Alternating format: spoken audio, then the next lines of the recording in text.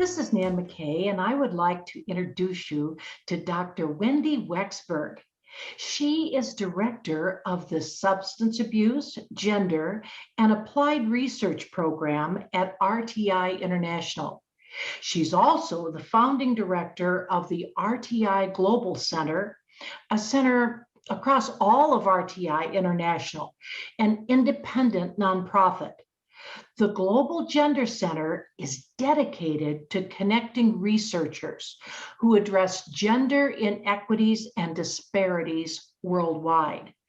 She devoted over 30 years to applied research, having been funded by NIH since 1994, and femtoring, which is, I assume, mentoring women, the next generation of gender scientists and students.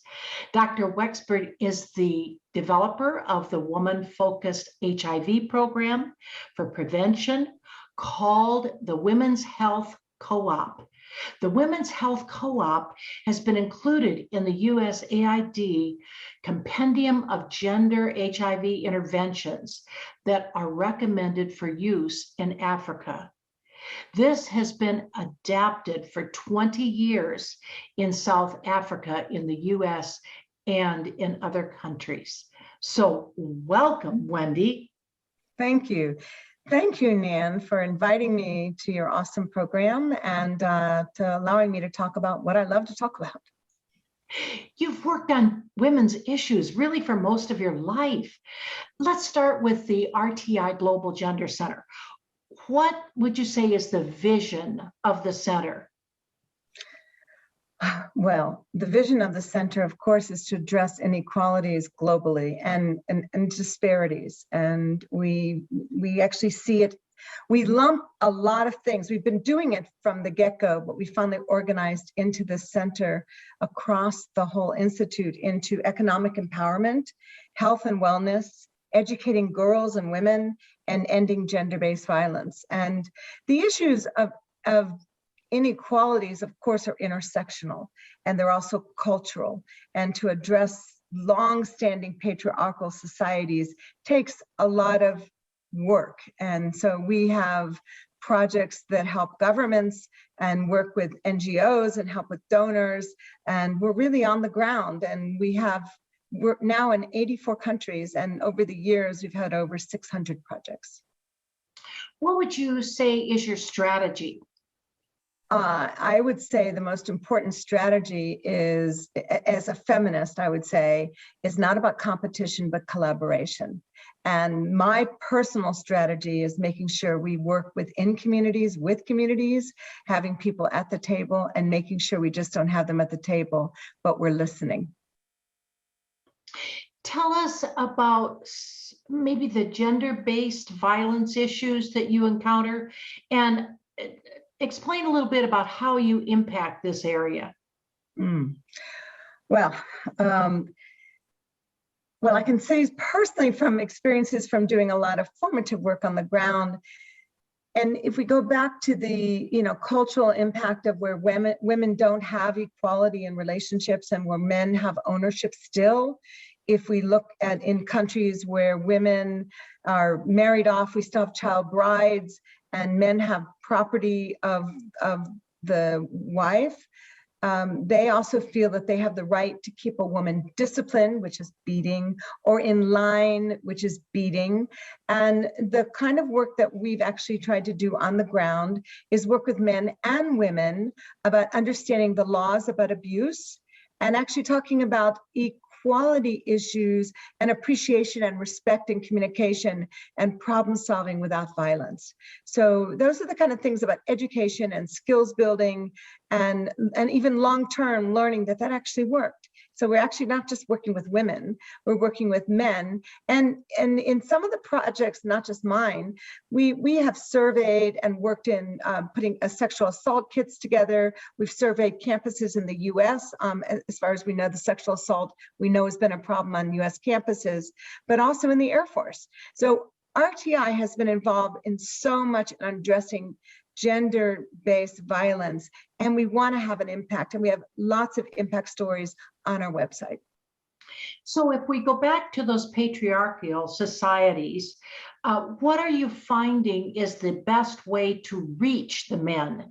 Do you do small groups? How do you do it? That's a great question. And some of this is always going to tell you just my own experience for many years of doing this and actually working with some of these men is if you work on changing beliefs, you will change culture. Because when you start with them, they say, oh, this was way my grandfather treated my grandmother, my father treated my mother. They seemed fine, even though they were beat and beat and beat. So working with them and saying, one, there are new laws and how we treat women, and let's talk about what that actually does in relationships and how much better it will be if a woman isn't fearful of you, and how better that will be in the long run for what you're role modeling for your children. So this is generational. And so if you change beliefs, you will work on changing culture. You know, Wendee, I have read some articles that try to link the violence that the men in prison may have experienced from, as you say, their father or the grandfather all the way back to their being violent today. Is that is that a link? Well, role modeling is, as a psychologist, I can say people do learn, role modeling is a very important factor. And children who see this, whether you see it as whether you're physically abused, emotional abuse has an impact. There's plenty of literature about that and observation. So that kind of role modeling is definitely salient. And there's been plenty of research in criminal justice, and we have a whole center in criminal justice work, working with not only men and boys, but sexual abuse survivors that are boys and men. Well, I am really amazed and very impressed with RTI and what they're doing. I really didn't realize it until I went to your website to start researching you, and I thought, my heavens, this is something enormous, and the impact that they're having is huge. So I hope everybody goes to that website and takes a look. In your area, RTI experts have successfully been awarded, and as you said, led more than 600 projects with gender-specific activities. Let me talk about which countries, and you can even add to those if there are some, but we're talking a huge, wide influence. North America, Africa, Asia, Middle East, North Africa, Latin Indonesia, right. Oh my gosh, the Caribbean, Eastern Europe. My goodness, all of these since the RTI Global Gender Center's inception in 2014. Actually, let me just say, not since the inception, before. That was why we decided, and I was asked, actually, it wasn't even my idea. I was busy, but they always say, ask a busy person, and here I am. So I want to compliment my colleagues at RTI, especially the International Development Group, and Paul Weisenfeld is the executive vice president of that group, but they have incredibly long history of working with USAID and being implementers and giving technical advice in all these countries in helping with, like girls and working with youth in STEM, making sure girls, I want to give an example for years ago in Afghanistan of not just getting water, that country was devastated, and getting water up and running, getting the schools for the girls and women. So there is very, very important work that was long before the Gender Center was started.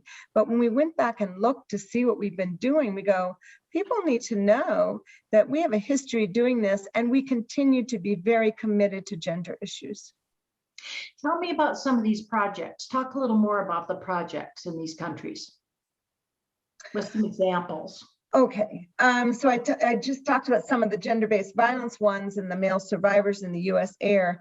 Let me tell you one that I find fascinating about schools like in Egypt. There was a STEM. We're really trying to get girls into STEM in Egypt Now, Egypt's an interesting country because somebody that I had mentored years ago was teaching women's studies in Egypt, where girls, about 90% of them are what we call mutilated. Well, they call it female circumcised. But it's a really very different kind of country when you think of how you want to empower girls in a country where it's incredibly difficult.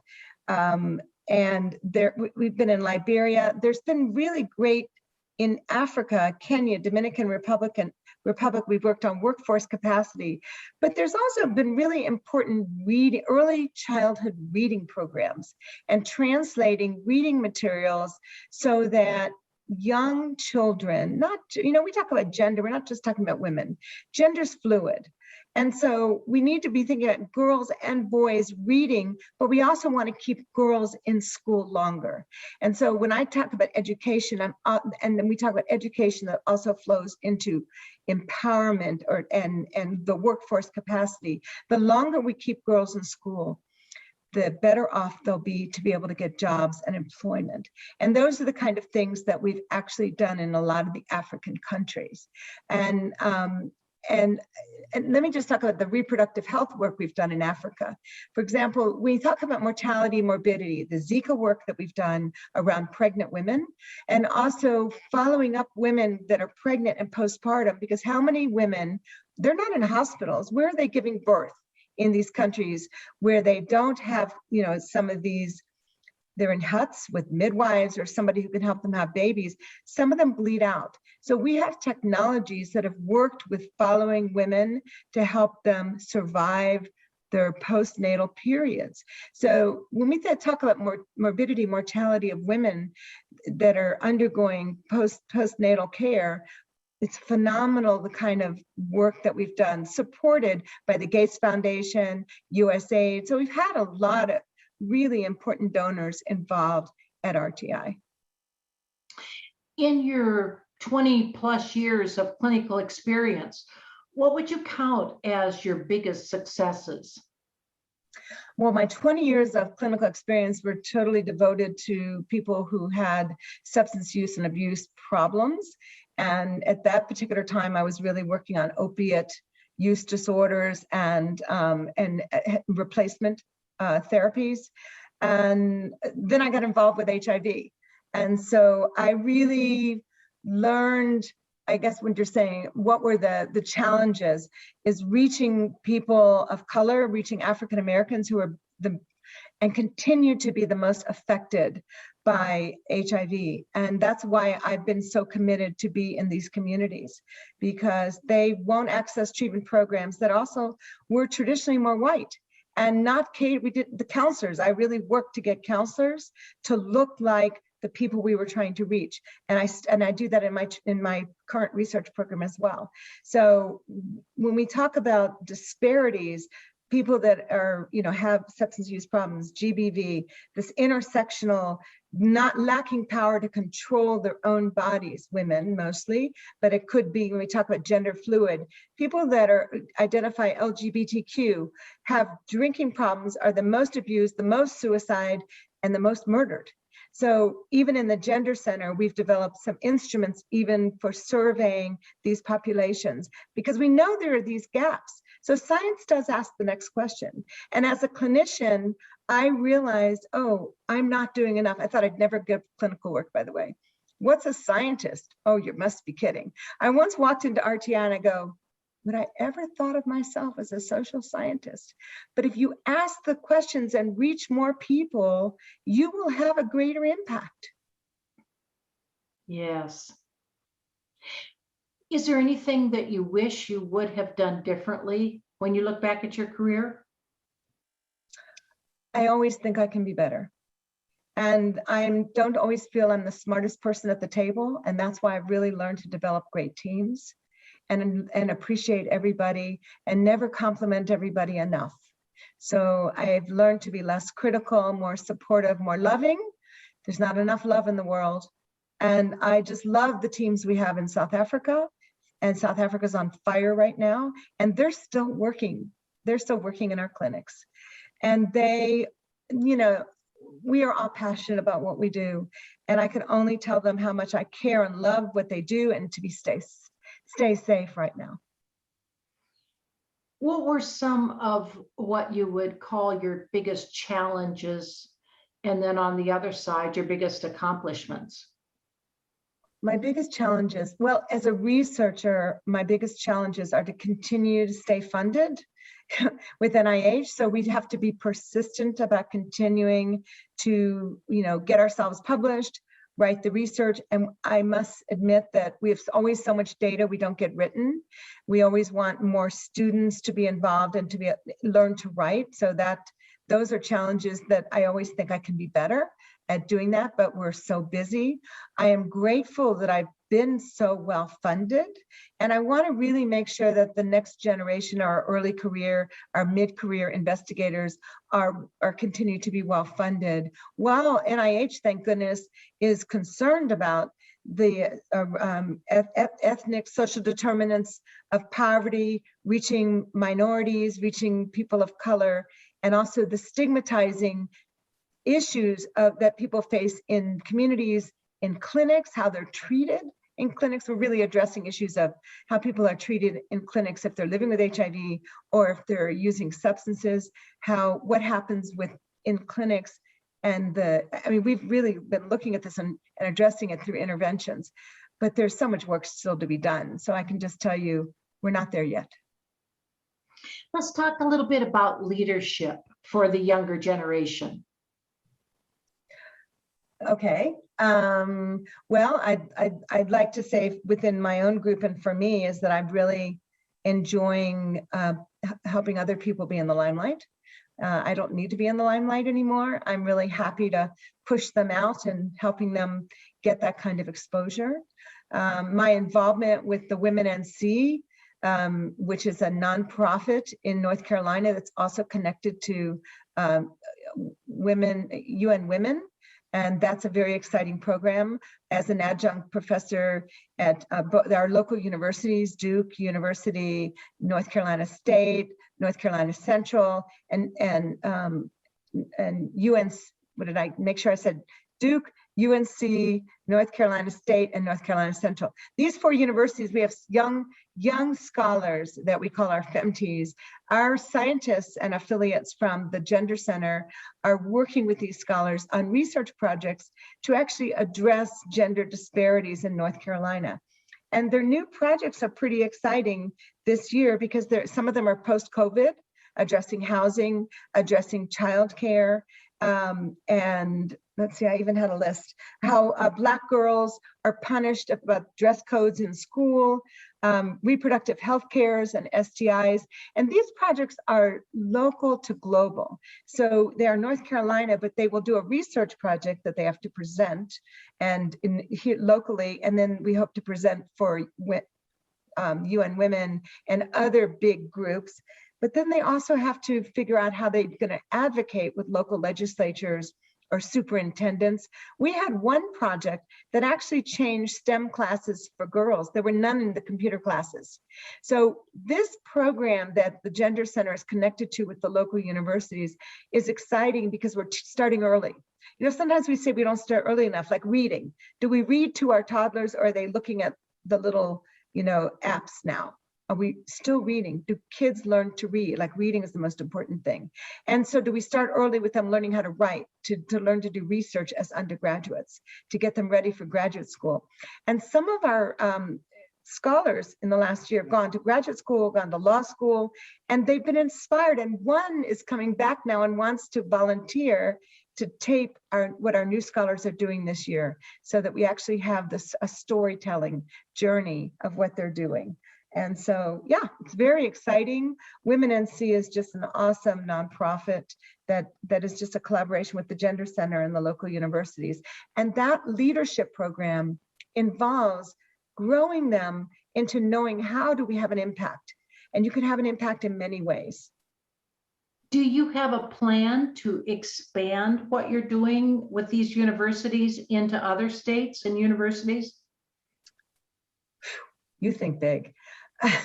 We are expanding into other universities in North Carolina because our commitment is actually to empower the next generation to advance gender inequality in North Carolina, because we are Women NC. And we have a lot of awesome schools here in North Carolina. So I know we're stepping out into other universities. RTI was originally started by the three main universities I first mentioned, Duke, UNC, and North Carolina State. And now we're very involved with NCCU, that's North Carolina Central. But we are expanding into Greensboro, and there are other universities. So that's a big step for us as well. Well, maybe other universities in other states will listen to this and say, hey, this is something I should be doing as well. That would be great. I mean, the whole idea, again, I want to say as a feminist, and this other group that I've been sharing for about 15 years with the support of the National Institute on Drug Abuse, is the International Women's and Children's Group. We are a collaboratory of about 40 countries. We come together in a meeting once a year, and we have a lot of students. And what I say is that we're not about competing, we're about collaborating, helping students, working together, learning how to do research, because people can't do it alone. You can't be one person. And though people feel like they compete when they're putting grants in, but if somebody can do good work, you want to congratulate them, but you can't do it alone. I don't sit here alone. I sit here with an awesome team. What do you think is the biggest impact that women can make on their future? Well, when I've had a chance to teach, especially these big classes that UNC used to have, I would say, not just for women and men, but, again, I want to say gender is the spectrum, but to have an impact is to understand what you're passionate about, because it's not just about knowing what your career is going to be. I've had a few careers. Even before I did clinical work in addiction, I was teaching, I was counseling, I was doing lots of other things. I was even a midwife. So, I just fell into lots of different things to really find my way that I knew was the path. So when you know what you're really passionate about, it's not really about the long days of work. It's about loving you work and loving the people you work with. And so it all is it's a gift. To finally figure out what it is that excites you. And so then it's not, oh, I gotta be at work, but wow, what's the next day going to be? What is your advice to women who are interested in getting into the gender research area? If they're, we start often with interns. And so, and then when I do communicate a lot with students to say, I want to say, what have you done? What have you volunteered with? What's your focus? And really look at your internships kind of pattern. Because sometimes when people are young, when we look at bachelor's, master's, PhD level, kind of where are you going? And sometimes there's years in between, because we need to honor, particularly for women, they take time off for family, children, childcare, and want them to enjoy all those roles and honor them and give them that time. But and also figure out what their journey is going to be, and it may change. So, but I do say, meet with people, figure out if you can get an internship or volunteer. Some internships are paid, some are not, but you learn, but to communicate with people, be gracious in your letters and your emails, and know people are really busy and they may not get right back to you, but be persistent, but be gracious. Well, Wendee, you have supported women, you have empowered women, you have protected women. I just think I really appreciate everything that you have shared with us. Is there anything else you'd like to add? Well, I'm only one of many awesome women who you would call the trailblazers in your program. So I want to thank you for giving other women, the opportunity to have voice, and that, we are in this together. We're all on a journey. We all need to help each other. We all need to support each other and be less critical of each other and understand that there is a sisterhood. Well, thank you so much. We appreciate your time and all of your words. Thank you for having me, Nan.